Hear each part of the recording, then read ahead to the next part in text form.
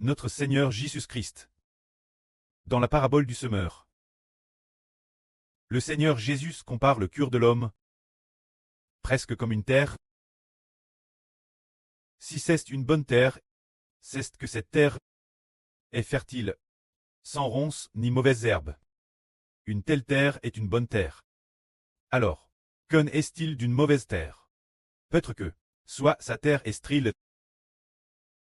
Stérile signifie qu'elle ne peut pas laisser la semence produire une nouvelle vie, ou bien que la nouvelle vie va mourir prématurément.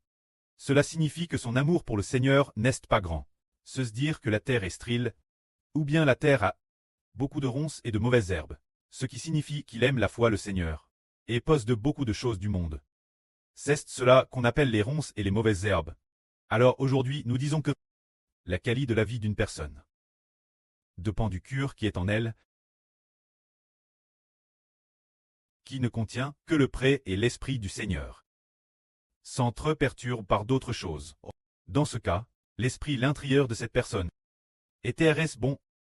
La terre l'intérieur, la terre de son cœur intérieur, est une TRS bonne terre. Dans ce cas, prenons un exemple. Par exemple, une sœur est en train de travailler, et puis cette sœur, sa famille l'appelle au téléphone pour lui dire « Comment vas-tu maintenant? Pourquoi n'es-tu pas rentré à la maison depuis si longtemps ?» Dans ce cas, faut-il répondre? Si nous répondons, alors la famille non-croyante deviendra trop proche de nous. Et finalement, son cœur semble être la foi dans sa famille. Et chez le Seigneur, c'est comme une terre. Oh l'on a DJ Sem. Des graines de belle sur cette terre, mais il y a beaucoup de ronces et de mauvaises herbes. Beaucoup de mauvaises herbes, beaucoup d'herbes sauvages qui y poussent. Ces herbes sauvages cessent quand son propre cœur contient la foi le Seigneur Jésus et sa famille, et contient toutes sortes de choses et d'affaires, avec beaucoup de choses qui s'y accumulent. Et finalement, Hébert dit que il est possible que cette personne perde la vie, et n'obtienne pas la vie éternelle. Car l'esprit du pré est descendu sur le frère Hébert en disant « Rien de l'extérieur ne peut faire prier l'homme.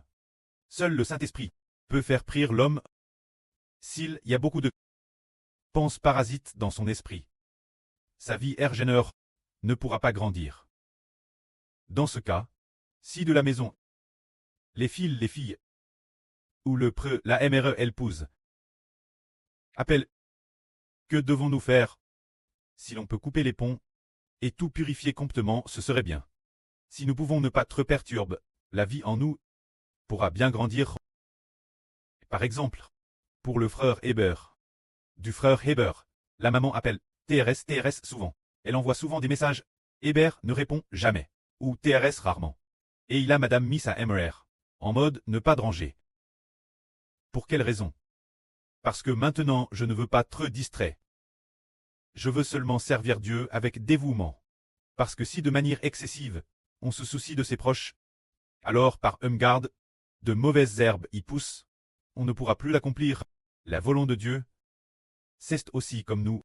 Par exemple, nous sommes en train d'essoucouter la vrille. Soudain on pense, soudain. La famille appelle nouveau. Ou envoie un SMS. Alors, dans notre cœur, peut-être que cette vrille on ne peut plus écouter. Envoie un SMS, et puis dit encore, nous allons appeler la police. Pourquoi tu ne réponds pas? Si tu réponds, on n'appelle pas la police. Si tu ne réponds pas, on appelle la police. Et si, on vacille ainsi. Si les frères et sœurs ne peuvent pas surmonter cela, ils seront par les gens de Satan.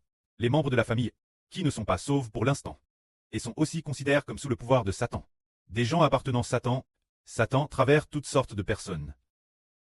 Mais des pensées sataniques travers nos proches, dans notre cœur, pour nous rendre craintifs, pour nous rendre anxieux, pour nous faire peur.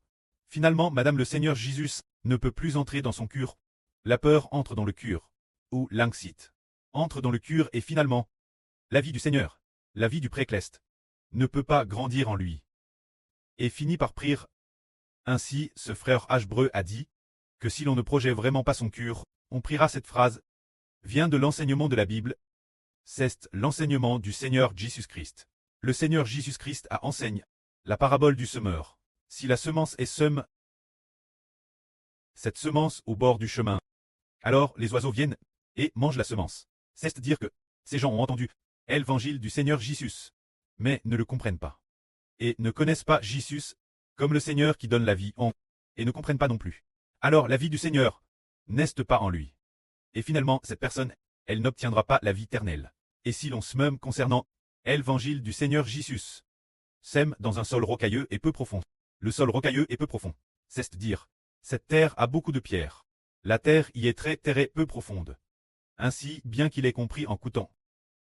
Mais quand le soleil se lève, et que le soleil brûle, bien que la jeune pousse ait grandi, jusqu'à 20 centimètres de haut, mais cause des pierres, du sol rocailleux, et de la terre terrestre peu profonde.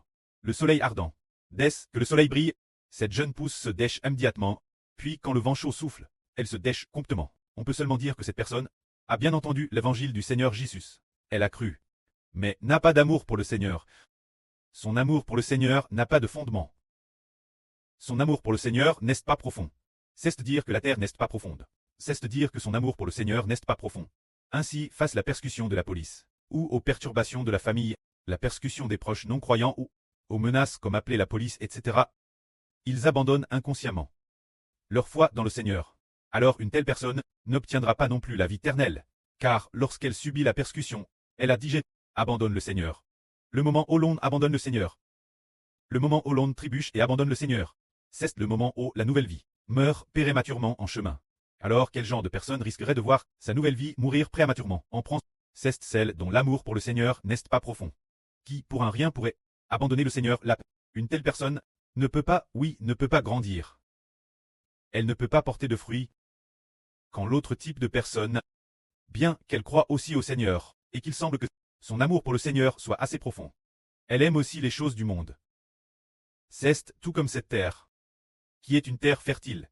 Bien que la terre soit fertile en Madame Temps, Y pousse la foi la semence de Bel, sème par le mâtre, et en Madame Temps, le BL grandit. Mais il y a beaucoup de mauvaises herbes. Des herbes sauvages poussent aussi.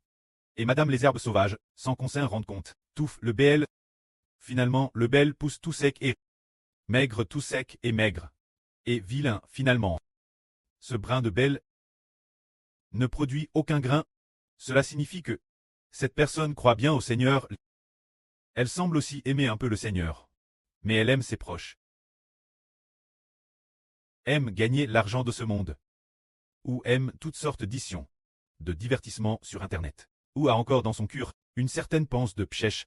Elle ne cesse pas purifie. L'esprit l'intérieur n'est pas pur. Il y a encore beaucoup de choses. Alors une telle personne, elle n'est certainement pas pure. Elle a trop de choses en elle. Ainsi la vie du Seigneur, l'esprit de la nouvelle vie, que Jésus-Christ a mis en cette personne, ne peut pas grandir en elle. Finalement, elle ne peut pas porter les fruits de la nouvelle vie. Et finalement n'obtiendra pas la vie éternelle. C'est comme s'il y avait une personne qui l'exhortait en disant « Il faut tout abandonner, mais il ne veut pas. Alors s'il continue à refuser, il se peut qu'il ne reçoive pas de miséricorde. Ce n'est pas, dit la LGR. Si l'on ne veut pas tout abandonner pour ne vivre que pour le Seigneur, et qu'on a encore des soucis du monde, ou des inquiétudes, ou des affections, alors certainement, la vie du Seigneur ne pourra pas grandir en lui. De plus, Satan, les serpents venimeux, toutes sortes de anges djous. Le diable veut aussi séduire l'homme pour qu'il abandonne le Seigneur, ou abandonne LHBR. Dans ce cas, il ne pourra pas obtenir la vie éternelle. Sa nouvelle vie ne grandira pas. Alors comment obtenir la vie éternelle? Quand la semence tombe dans la bonne terre. Cela signifie que le cœur de cette personne n'a pas de ronces ni de mauvaises herbes, c'est-à-dire de le. Pour cette personne, dans son cœur, n'a pas de soucis du monde, pas cet amour excessif pour ses propres enfants et parents, et n'a pas non plus diverses inquiétudes. En elle, il n'y a que le Seigneur Jésus. Seulement un cœur qui aime le Seigneur. Par le Seigneur, il n'y a que le précleste, le Seigneur et le frère Heber.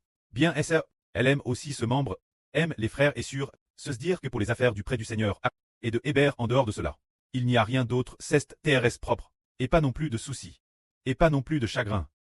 Eh bien, de tels frères et sœurs, leur vie grandit RS bien, parce qu'il n'y a pas de pense parasite.